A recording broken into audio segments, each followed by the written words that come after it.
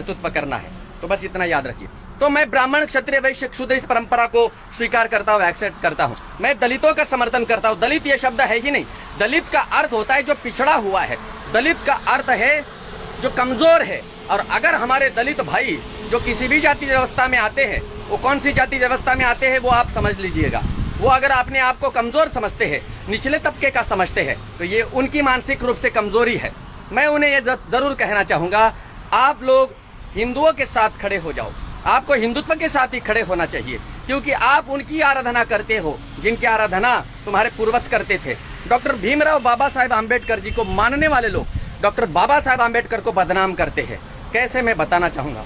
Doctor Bhimrao Ramji Ambedkar, उनके पिता का नाम राम जी था, अर्थात सनातन के रखवाले भगवान श्री राम जिनके पिता का नाम था, उन्होंने पिता का नाम राम।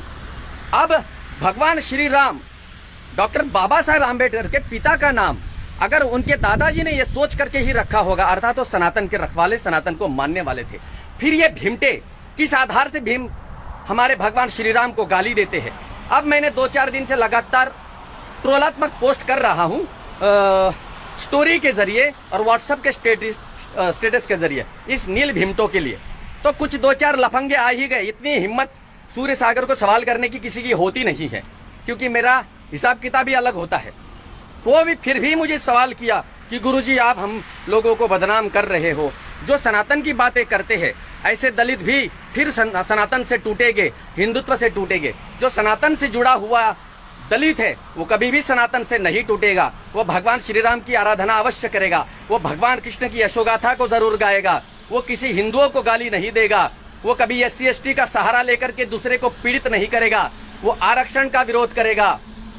वो मानसिक कुपोषण और कुशोषण का जरूर विरोध करेगा। लेकिन तुम आलसी अजगर बनकर के अगर देश की सरकार की व्यवस्था को परिवर्तित नहीं करना चाहते हो, आरक्षण के नाम पर देश का मटियामेट करना चाहते हो, तो फिर तुम भीमटे हो। ये नील पट्टों ने जितना मेरे देश को बर्बाद किया उतना किसी ने भी नहीं किया। जालोर में एक घटना घटती है, एक शिक्षक के द्वारा एक बच्चे के साथ क्या हुआ वो तो CBI का विषय है, CID का विषय है, पुलिस का विषय है।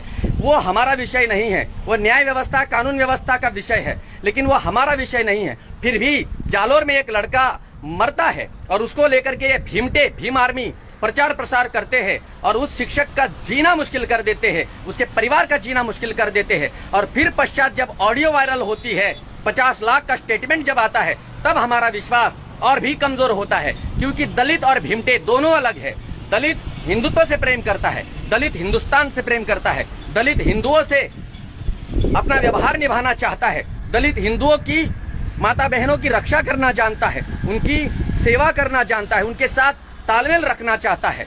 मैं आचार्य सूर्य सागर, मेरे मंदिरों में अधिकतर दलित समाज के लोग आते हैं। कभी मैंने रोका नहीं और रोकूंगा भी नहीं। कायकर रोक तो अगर मैं दलित होता तो मैं अपेक्षा करता कि मुझे भी सम्मान मिले। तो याद रखना, कोई दलित नहीं है, कोई जैन नहीं, उच्च और नीच कोई होता नहीं। अगर ऐसा उच्च नीच का भेदभाव होता तो आपने भगवान श्री राम का रामायण देखा होगा, लॉकडाउन में देखा तो होगा ना। वहां